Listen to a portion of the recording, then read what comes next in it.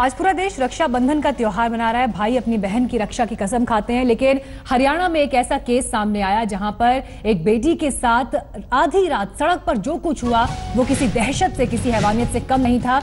लेकिन इस चंडीगढ़ छेड़छाड़ केस में जो नया खुलासा हुआ है, पहले आपको वो बता दें। सीसीटीवी फुटेज को लेकर तमाम सवाल उठ रहे हैं। हालांकि पुलिस की कार्रवाई को लेकर पहले से ही सवाल थे कि केस को कमजोर करने की कोशिश पुलिस कर रही है। अब इसी कड़ी में एक नई बात सामने जो आ रही है सूत्रों के हवाले से, वो ये कि जो ये पर्टिकुलर एक रास्ता था जहां पर वर्णिका कुंदू, जिन्होंने ये आरोप लगाया है कि उन्हें लगभग किडनैप किया जा चुका था, और इसमें सीधे तौर पर विकास बराला जो हरियाणा बीजेपी प्रदेश अध्यक्ष हैं, उनके विकास बराला जो कि उनके बेटे हैं, उनके ऊपर आरोप है। लेकिन उस जगह का सीसीटीवी फुटेज गायब है, वहां का फुटेज मिल नहीं रहा। ये कितना अहम सबूत हो सकता था, इसका अंदाजा आप लगा सकते हैं। लेकिन ऐसे में आज तक ने सबसे पहले आपको वर्णिका कुंदू की आपबीती उन्हीं की जबानी दिखाई, उसी सड़क पर सफर करते हुए जहां पर यह घटना घटी। हमारी संवाददाता प्रीति चौधरी ने यह रिपोर्ट दिखाई थी। प्रीति इस वक्त मौजूद है हमारे साथ। प्रीति, जिस दौरान आप सफर कर रही थी वर्णिका कुंदू के साथ, आपने उनसे बात की, क्या लगा आपको बातचीत करते हुए कि क्या अभी भी डरी हुई हैं, सहमी हुई हैं? क्योंकि एक ऐसे रसूखदार परिवार के अगेंस्ट वो खड़ी हैं। हम साफ तौर पर देख रहे हैं कि पुलिस किस तरह से केस को कमजोर करने की कोशिश कर रही है, किस तरह से धाराएं हटाई गई हैं। तो क्या कोई डर उनके अंदर अभी भी दिखाई दिया, या कितनी मजबूती से परिवार खड़ा है अभी इस केस के अगेंस्ट?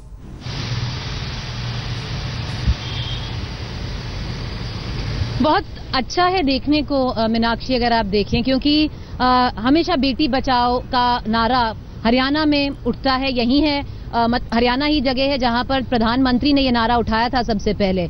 तो पर जैसे उनके पिताजी, जैसे उनकी पूरी फैमिली उनके पीछे डट के खड़ी हुई है, उनको बहुत ज्यादा इससे दिलासा मिल रही है और वो आगे इसी को लेके चल रही है। वो जैसे कह रही है कि उनको पता भी नहीं था। वर्णिका ने मुझे साफ बताया कि जब तक अगले दिन वो उठी नहीं, उन्होंने खबरें नहीं देखी, उन्होंने आज तक नहीं देखा, तब तक उनको कोई आइडिया भी नहीं था, कोई पता भी नहीं था कि ये इतने इन्फ्लुएंशियल आदमी के बेटे हैं। क्योंकि जब वो गई, वो कह रही हैं, और उन्होंने साफ कहा है और ये बोलना भी चाहिए कि शुरुआत में बहुत ही मदद की चंडीगढ़ पुलिस ने उनकी। जैसे ही उन्होंने उनको फोन किया, उसके 10 से 15 मिनट में जो पीसीआर थी वो उनके साथ मिल गई और उनको अरेस्ट भी कर लिया, जो विकास बराला और उनके दोस्त थे। और जैसे अरेस्ट किया, उसमें मीनाक्षी सीसीटीवी कैमरा की सबूत के तौर पे जरूरत थी, पर जब अरेस्ट किया, उनके दोस्त उनकी गाड़ी में, वर्णिका की गाड़ी में घुसना चाह रहे थे, उसको पीट रहे थे पीछे से जी। पर जब मैंने उनसे बात की, वर्णिका ने साफ बोला कि सुबह जब उठी तो उनको थोड़ा तो शौक लगा कि ये पॉलिटिकली कनेक्टेड हो सकते हैं, पर वो पीछे नहीं हटेंगी, क्योंकि उनको लगता है कि ये लड़ाई अब सिर्फ उनकी नहीं है, भारत में सारी महिलाओं की लड़ाई है। वो लड़ेंगी, चाहे वो कितना इन्फ्लुएंस हो या कितने भी पॉलिटिकली मोटिवेटेड हो। ये लड़ाई प्रीति सिर्फ यहाँ तक सीमित नहीं है कि वो ये केस लड़ रही है, लेकिन एक अहम बात ये भी कि सोशल मीडिया पर भी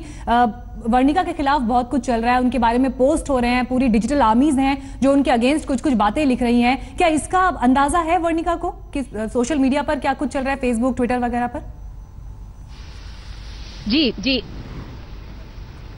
बिल्कुल मीनाक्षी, मैंने ये सवाल उनसे उठाया था, क्योंकि अगर आप देखें, जैसे ही ये वारदात हुई उसके एक दिन बाद जो विकास बराला हैं, उनके कजन हैं, उनके पहले उनके सुभाष बराला के भाई के बेटे ने एक फेसबुक पोस्ट किया था, जिसमें वर्णिका एक डीजे हैं, उनका काम है डीजे करना, और आर्टिस्ट हैं, उनके साथ उन्होंने तस्वीर खिंचाई हुई थी फेसबुक पर। उन्होंने ये तस्वीर फेसबुक पे लोड की और एक पूरी जो आर्मी कहते हैं सोशल मीडिया, उसके पीछे लग गई उनका चरित्र बदनाम करने के लिए। ये मैंने बात की वर्णिका से और उन्होंने साफ बोला कि चाहे वो कुछ झूठ बोल दें सोशल मीडिया पे, कोई भी पिक्चर अपलोड कर दें, पर जो काम विकास बराला ने किया है उससे बदतर कोई काम नहीं हो सकता, चाहे मैं कुछ भी करूं। पर उन्होंने ये भी बोला, उन्होंने साफ बताया कि कैसे थोड़ी जो पिक्चर्स हैं, फोटोज हैं, उनका कैसे गलत इस्तेमाल हो रहा है सोशल मीडिया पे। उन्होंने ये भी बोला, और बहुत अहम है ये बोलना मीनाक्षी, कि उनके पिताजी ने उन्हें वार्न किया था। जैसे ही बात उठी कि विकास बराला जो सुभाष बराला के बेटे हैं वो इन्वॉल्व हैं इस केस में, उनके पिताजी, वर्णिका के पिताजी ने उन्हें वार्न किया था कि ऐसा हो सकता है कि आपके कैरेक्टर को असैसिनेट किया गया, आपके चरित्र पे उंगलियां उठाई जाए। पर वर्णिका कह रही है कि उनको कोई फर्क नहीं पड़ता है अभी, क्योंकि ये लड़ाई बहुत बड़ी हो चुकी है और ये बिल्कुल अंत तक लड़ेंगे। बहुत अहम जिक्र प्रीति आपने यहाँ पर किया कि कितने मजबूत इरादे वर्णिका के और किसी भी कीमत पर वो पीछे हटने के लिए तैयार नहीं है। लेकिन आज तक से प्रीति चौधरी वहां गई और उस सड़क पर उन्होंने सफर किया जहां पर वर्णिका के साथ ये पूरी घटना हुई। इस सफर के दौरान क्या कुछ वर्णिका ने बताया, देखिए। चंडीगढ़ महिलाओं के लिए एक सुरक्षित शहर माना जाता है, पर शुक्रवार रात एक घटना घटी है जो वाकई एक सवाल खड़ा करती है कि चंडीगढ़ वाकई ही महिलाओं के लिए सुरक्षित है। हमारे साथ जुड़ी हैं वर्णिका कुंडू, एक कंप्लेनेंट हैं जिन्होंने एक काफी पावरफुल शख्स के खिलाफ एक कंप्लेन रजिस्टर की है और वो चाहती हैं कि इसका एक लॉजिकल कंक्लूजन भी निकले। रात के 12:30 बजे हैं। वर्णिका के साथ हम उसी जगह जाएंगे, वही पूरा रूट ट्रेस करेंगे जिस दिन वर्णिका को हरास किया गया। वर्णिका, क्यों आप ये अपनी जो कहानी क्यों बताना चाहती हैं? क्योंकि मैंने जब कंप्लेंट लॉन्च भी की थी तो मुझे नहीं पता था कि वो कौन है या कौन सी फैमिली से है। मेरे लिए सिर्फ वो 2 लड़के थे जिन्होंने मुझे इतना टेरराइज कर दिया कि मुझे नहीं पता था कि मैं उस दिन घर पहुंचूंगी या नहीं पहुंचूंगी। तो मेरा एम सिर्फ ये था कि जिन लड़कों को लगा कि वो लड़की को डरा के या उसकी गाड़ी रोक के या उसके साथ कुछ भी कर सकते हैं और उन्हें शायद मजा आ रहा था या जो भी, कि वो नहीं कर सकते हैं। ऐसा मैं चाहती हूँ कि उनको देख के बाकी लड़के भी समझें कि लड़कियों की सेफ्टी कोई मजाक नहीं है, कि तुम जब भी चाहो जो भी चाहो कहीं भी जाके किसी भी लड़की को तंग कर लो या किसी की भी गाड़ी को पीछा कर लो या गाड़ी को रोकने की कोशिश कर लो। ऐसा नहीं हो सकता और उनको उसकी सजा मिलनी चाहिए। कहा जाता है कि चंडीगढ़ एक सुरक्षित शहर है जहां महिलाओं का सवाल आता है, पर एक घटना हुई है शुक्रवार की रात को जो एक बहुत बड़ा सवाल इसी पे खड़ा कर देती है कि क्या चंडीगढ़ एक सुरक्षित शहर है। मेरे साथ हैं वर्णिका कुंडू जो उस रात घर आ रही थी, रात के 12:30 बजे जो अभी बज रहे हैं, यही रास्ता ले रही थी और उनके पीछे एक गाड़ी चलनी शुरू हुई और उनको कोई नहीं पता था कि इस गाड़ी में कौन है, कि ये जो बीजेपी प्रेसिडेंट है उनका बेटा है, जो हरियाणा के बीजेपी प्रेसिडेंट हैं, क्या ये उनका बेटा है, आपको कोई खबर नहीं थी, आपने यहीं से देखा। और वर्णिका, क्यों आप बाहर आना चाहती हैं, क्यों ये अपनी जो कहानी है बताना चाहती हैं? क्योंकि उस रात से पहले मुझे लगता था चंडीगढ़ में ऐसा तो कुछ हो ही नहीं सकता है। मतलब दिल्ली जाती थी तो फिर भी मुझे सोचना पड़ता था कि रात होगी है, निकलूं ना निकलूं, लेकिन यहाँ पे तो मुझे सोचना भी नहीं पड़ता था क्योंकि ये तो घर है। यहाँ मैं कहीं भी जाऊंगी तो कोई 5 मिनट के रेडियस में मुझे कोई जानने वाला होगा, तो मुझे हमेशा लगता था कि यहाँ तो कुछ प्रॉब्लम ही नहीं है। लेकिन उस रात उन्होंने मुझे जितना टेरराइज किया है, मुझे जिंदगी में शायद ऐसा नहीं लगा जैसे मुझे उस रात लगा।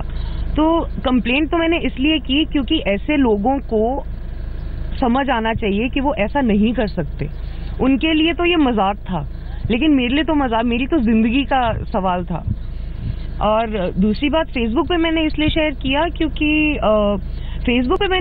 किया क्योंकि मैं अपने फ्रेंड्स और अपने फ्रेंड सर्कल को बताना चाहती थी कि चंडीगढ़ में भी मेरे साथ ऐसा हुआ, पहली बात।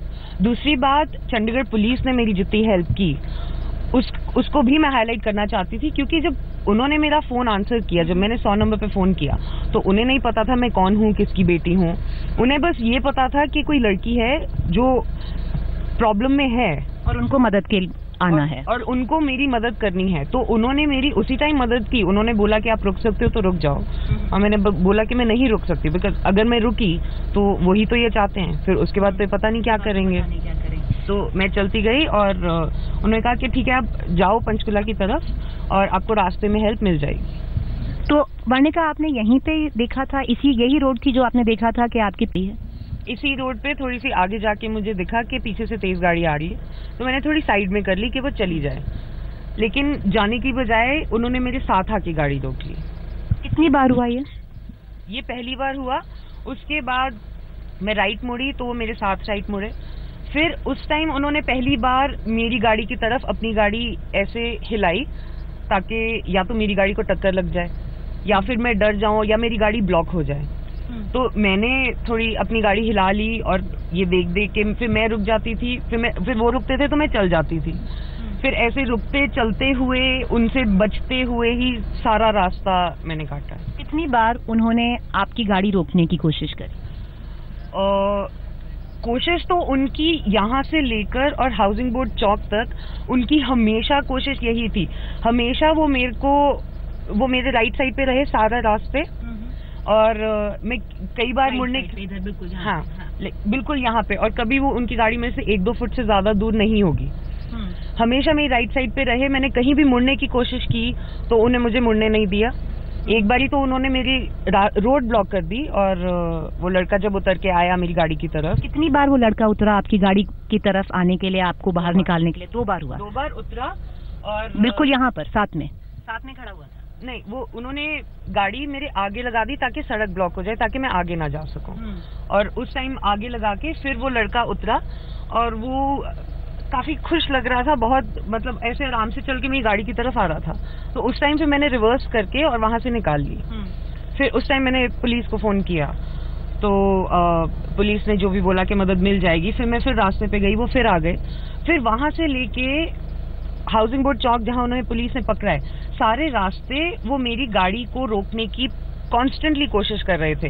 मतलब बहुत बार तो वो ऐसे आगे आते थे, फिर मैं पीछे से निकालती थी या साइड से निकालती थी। और ये लड़का जो इधर था वो ऐसे अपना दरवाजा आधा खोल के बैठा था कि वो गाड़ी रुकते ही उतर जाए। दरवाजा खोल के गाड़ी चला रहे थे? जैसे ही गाड़ी रुके? तो मुझे पता नहीं, लेकिन मैंने बहुत बार देखा कि ऐसे उसका दरवाजा खुला होता था थोड़ा सा, कि इतना भी टाइम ना लगे कि उसे दरवाजा खोलना पड़े, वो पहले कूद जाए जैसे ही मेरी गाड़ी रुके। आपके गाड़ी की तरफ जब पुलिस पहुंची दूसरी बार, वो आपकी गाड़ी के बिल्कुल साथ में खड़ा था? वो उस साइड, तो उन्होंने फिर दूसरी बार आगे गाड़ी लगाई, ब्लॉक कर दी। वो लड़का उतर के वहां से भाग के आया। इतने में मैंने पीछे करके और राइट से निकाल ली, तो मैं थोड़ी सी आगे हुई, लेकिन वो तब तक पहुंच चुका था। तो यहाँ पीछे इस एरिया में कहीं पे आके उसने जोर से शीशे पे हाथ मारा, बहुत जोर से, बहुत अग्रेसिवली आया था वो लड़का। और ये ऐसा टाइम है, ये हाउसिंग बोर्ड चौक पे जहाँ कम से कम 5-6 गाड़ियां खड़ी, रेड लाइट थी, 5-6 गाड़ियां रुकी हुई हैं, 2-3 स्कूटर हैं, और मुझे दूर से दिख रहा था कि पीसीआर आ रही है, उसकी लाइट्स दिख रही थी मुझे। इन लड़कों को या तो वो दिखा नहीं या इन्हें उससे फर्क पड़ा नहीं। वो इतने ट्रैफिक में उतर के मेरी गाड़ी की तरफ भागा। मैंने गाड़ी हिलाई तो उसे हाथ मारा, उसने दरवाजा खोलने की कोशिश की, लेकिन मैंने उसको ज्यादा ध्यान भी नहीं दिया, क्योंकि मेरा फोकस अभी भी यही था कि मैं यहाँ से भागूं। और पीसीआर आ रही है, और पीसीआर उतने में आ चुकी थी। मैंने थोड़ी आगे की तो और इस टाइम मैं हॉर्न बजा रही थी ताकि लोगों को पता लगे क्या हो रहा है। तो पीसीआर से मुझे दिखा कि पुलिस वाले भाग के आ रहे हैं। तो फिर मुझे लगा कि अब ट्रैफिक है, ये लड़के फंस चुके थे और पुलिस आ चुकी थी, तो मुझे लगा कि अब पुलिस आ गई है, पुलिस उन्हें पकड़ेगी। तो मैं घर चली गई सर, क्योंकि मैं वहाँ रुकना नहीं चाहती थी कि कुछ भी आए। अपने फादर को लेके गए पुलिस स्टेशन वापस? फिर मैं आई तो हाँ, उनका फोन आया कि आप कंप्लेन करने वापस आओ जहाँ पकड़ा था। तो वो वहीं वेट कर रहे थे उनको पकड़ के, और फिर कंप्लेन करने हम पुलिस स्टेशन गए। आपको जब आप पुलिस स्टेशन पहुंचे अपने फादर के साथ, आपको थोड़ा भी आइडिया था कि ये कौन है? बिल्कुल भी नहीं, क्योंकि ये लड़के तो मेरे से माफी मांग रहे थे। सारा टाइम इन्होंने बहुत कोशिश की कि माफ कर दो, गलती हो गई। वो तो मतलब भी पकड़ रहे होंगे, कोशिश कर रहे थे। मैंने कहा उन्हें मेरे से दूर रहो, मेरे पास ही मत आओ, क्योंकि मतलब माफी से मैं क्या करूंगी? मेरे को जो लगा था वो लाइक यू नो, उस माफी का मैं क्या करूंगी? अब तो लड़ाई शुरू हुई है वर्णिका, अगर मैं हाँ, अभी तो मतलब अभी तो शुरू हो रहा है। आई थिंक अभी तो प्रॉपरली शुरू हुआ भी नहीं है, but I am just glad. Like मुझे बिल्कुल कुछ आइडिया भी नहीं था कि मैंने फेसबुक पे जो शेयर किया है, मुझे लगा था मेरे फ्रेंड्स को पता चलेगा, कि कम से कम चंडीगढ़ के लोगों को पता चले कि मेरे साथ चंडीगढ़ में ऐसी चीज हुई। क्योंकि जितने लोग यहाँ रहते हैं सबको यही लगता है कि चंडीगढ़ तो इतना सेफ है, एंड एक्चुअली वो सच भी था, क्योंकि पुलिस ने जितना प्रॉम्प्ट रिस्पॉन्स दिया है, at the end of the day मैं सेफ तो फिर भी थी। बट उससे पहले जो सब हुआ, तो मैंने इसलिए शेयर किया था कि लोगों को पता चले। End of course Chandigarh police को भी थैंक करना था मैंने, बिकॉज वो ना होते तो शायद बहुत डिफरेंट सिचुएशन होती। तो उस रात को आपको वर्णिका यू हैड कोई आइडिया नहीं था कि ये पॉलिटिकली कनेक्टेड है, इनके पिताजी कौन है, कहाँ से आते हैं? आपके फादर और आप दोनों गए, आपके फादर IAS ऑफिसर हैं, आप दोनों गए और आपको कोई आइडिया नहीं था। आपको कब पता चला कि ये विकास बराला है, इनके फादर सुभाष बराला है?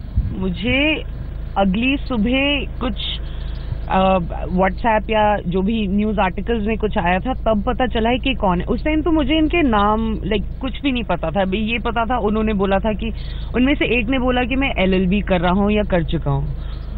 तो मुझे काफी आयरॉनिक लगा था कि ये लॉयर है, बट उसके सिवाय तो मुझे कुछ भी नहीं पता था कौन है। मुझे लगा कि कोई नॉर्मल लड़के हैं, जिन्हें लगा पता नहीं, जिनका दिमाग शायद हिल गया उस रात या कुछ, क्योंकि ऐसी चीज पता चला ये कौन है तो कुछ रिएक्शन आपके में या आपके फादर में कुछ चेंज हुआ? या अब लगा कि अब तो बहुत बड़ी लड़ाई है, हम तो कुछ और सोच के निकले थे? वो तो लगा था मुझे कि, क्योंकि मैं जब पुलिस स्टेशन में बैठी भी थी तो मैं शुक्र कर रही थी कि ये कोई कनेक्टेड लोग नहीं है या कोई ऐसे नहीं है जो कुछ करके कुछ गलत करके इससे निकल जाए, इससे छूट जाए। क्योंकि नॉर्मल इंसान जो है वो नॉर्मली ये नहीं कर सकता है, इतनी पावर होती नहीं है। तो अगले दिन जब मुझे पता चला तो ज्यादा कुछ नहीं बदला, क्योंकि मैंने जो एक्शन लिया था वो उस टाइम भी उतना ही वैलिड था जितना वो अगली सुबह था, जितना वो पिछली रात था। प्रेशर ज्यादा लगा था? प्रेशर ज्यादा लगा? प्रेशर ये मतलब पॉलिटिकल फैमिली है, ज्यादा इन्फ्लुएंस करेगी, कुछ ऐसा लगा? मुझे उस टाइम तक तो मैंने रजिस्टर ही नहीं किया था, क्योंकि मुझे ये पता लगा। फिर मैं अपनी स्टेटमेंट देने गई। मैंने स्टेटमेंट से पहले मैंने अपना फेसबुक पे जो भी स्टेटस डाला, उसके बाद 2-3 घंटे बाद जब तक मैं सोचती भी कि ये पॉलिटिकली कनेक्टेड हैं, क्या कर सकते हैं, तो क्या बहुत बड़ी हो गई थी। तो ऑलरेडी इतनी बड़ी हो चुकी थी कि मुझे लगा अब ये मेरे हाथ में तो है ही नहीं, क्योंकि अब सारे मीडिया में है और थोड़े घंटे में तो नेशनल न्यूज बन चुकी थी। तो फिर मेरे हाथ से तो निकल ही चुका था। तो मैंने वही करना था जो मैंने पिछली रात किया था, कि इन लोगों को सबक सिखाना चाहिए, इन लोगों को समझ आना चाहिए कि ये ऐसे किसी को भी तंग तो नहीं, टेरराइज, किसी को भी टेरराइज नहीं कर सकते हैं। आप पीछे हटेंगे अब, या आपने अपना माइंड बना लिया है कि अब ये लड़ाई अंत तक लड़ी जाएगी? अब पीछे हटने का क्या फायदा?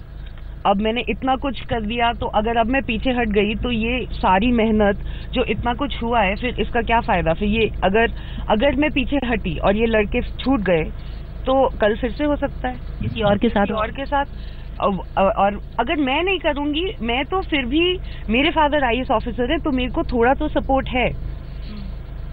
तो अगर मैंने ही नहीं किया तो मैं कैसे एक्सपेक्ट कर सकती हूँ कि कोई नॉर्मल लड़की करे?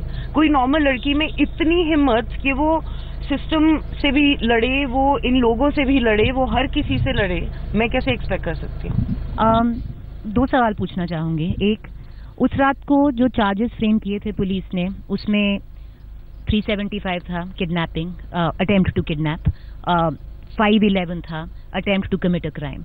अब ओवरनाइट जो रात चली, पर सुबह वो 2 चार्जेस ड्रॉप कर दिए गए। आपको लगा ये प्रेशर से किए गए हैं, या आपको लगा कि आप वापस वो चार्जेस उसमें होने चाहिए, पुलिस को करने चाहिए, वो चार्जेस वापस आने चाहिए इनके खिलाफ?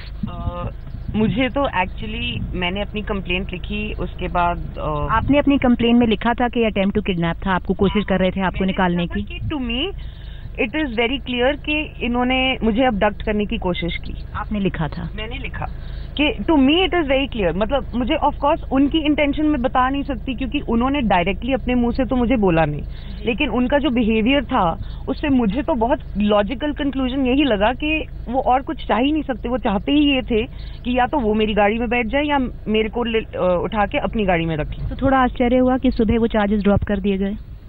मुझे तो पता भी नहीं था कि पहले कौन से चार्जेस लगे हैं और बाद में कौन से लगे हैं, जब तक मुझे मीडिया वालों ने नहीं पूछा।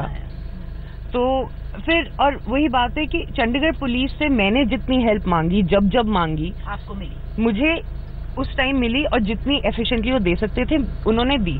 तो मेरे हिसाब से चंडीगढ़ पुलिस ने बहुत अच्छा काम किया है, एंड उम्मीद मुझे यही है कि वो चार्जेस वापस आएंगे, आगे भी वो अच्छा काम करते रहेंगे। उनका जो काम उन्हें करना चाहिए वो करेंगे।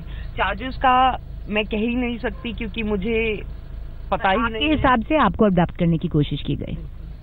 बिल्कुल। कुछ चीफ मिनिस्टर हैं जो हरियाणा के, उनसे कहना चाहूंगी, उन्होंने इंडिविजुअल केस बताया है। उनसे तो अब कुछ कहने को मुझे बचा ही नहीं है। मैंने इतना कुछ कह दिया, मैंने सब कुछ कह दिया जो मैं कह सकती थी। मतलब इसमें मैंने जो कहना था मैंने कह दिया है। अब उन्हें इंडिविजुअली मुझे बोलने की कोई जरूरत ही नहीं है, क्योंकि उन्हें पता है कि जो फेयर है वही होना चाहिए, और उन्होंने भी यही स्टेटमेंट दी कि जो फेयर है वही होना चाहिए। तो आप होप कर रही हैं वो आपको जस्टिस डिलीवर होगा, ये जस्टिस आपको मिलेगा? मुझे तो फेथ है कि सिस्टम अगर हमारे लिए बना है तो सिस्टम डिलीवर करेगा। आपको पता है कि आप एक हीरोइन सी बन गई हैं बहुत सारी लड़कियों के लिए?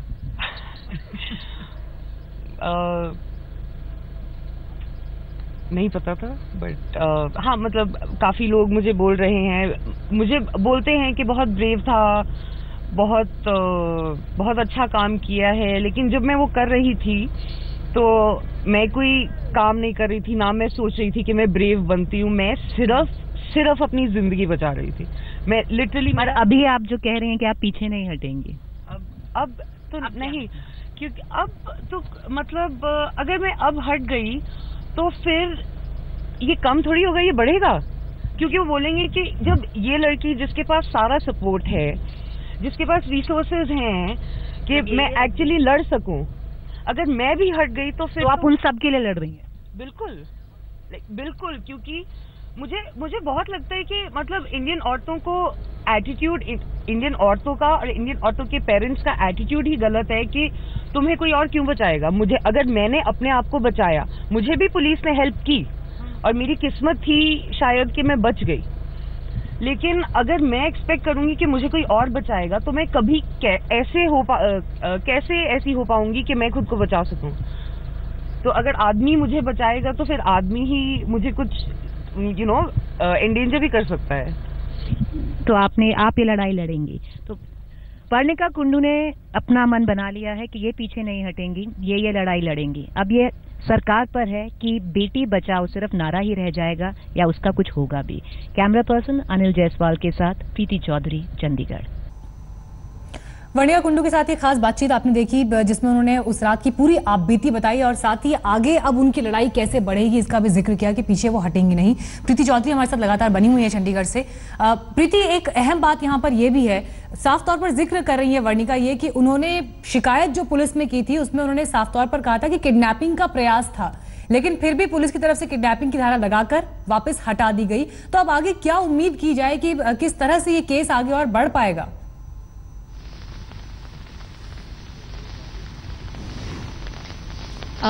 मीनाक्षी, आपने बिल्कुल सही कहा, क्योंकि अगर आप देखें तो वर्णिका ने उस रात जब अपना स्टेटमेंट दिया था उसने 2 बार ये जिक्र किया था, क्लियरली किया था कि 2 बार ऐसा एक अटेम्प्ट हुआ था उनके तरफ से, विकास बराला और उनके दोस्त से, कि वो गाड़ी के अंदर एंटर कर पाए। ये बात भी नहीं है कि पुलिस ने वो नहीं देखा और ये सिर्फ वर्णिका का स्टेटमेंट है। आप अगर देखें कि जब पुलिस वहां पर जब वारदात पे पहुंची तब जो विकास बराला का दोस्त था वो गाड़ी को पीट रहा था, पीछे से दरवाजा खोलने की कोशिश में था।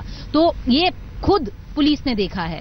तो और जब चार्जेस फ्रेम हुए थे, जब धाराएं लग रही थी तो 365, 511 दोनों धाराएं लगी थी। अब ये जो चंडीगढ़ की पुलिस है उसको जवाब देना होगा कि जो भरोसा वर्णिका ने दिखाया है क्या उस पे वो खरे उतरेंगे। बिल्कुल, ये बहुत सारे सवाल हैं और चर्चा के केंद्र में ये केस इसीलिए है कि पुलिस की कार्रवाई पर कई सवाल खड़े किए जा रहे हैं। दूसरी तरफ कांग्रेस इस मामले को लेकर लगातार हमलावर है, सरकार को लेकर हरियाणा सरकार के ऊपर लगातार आरोप लगा रही है।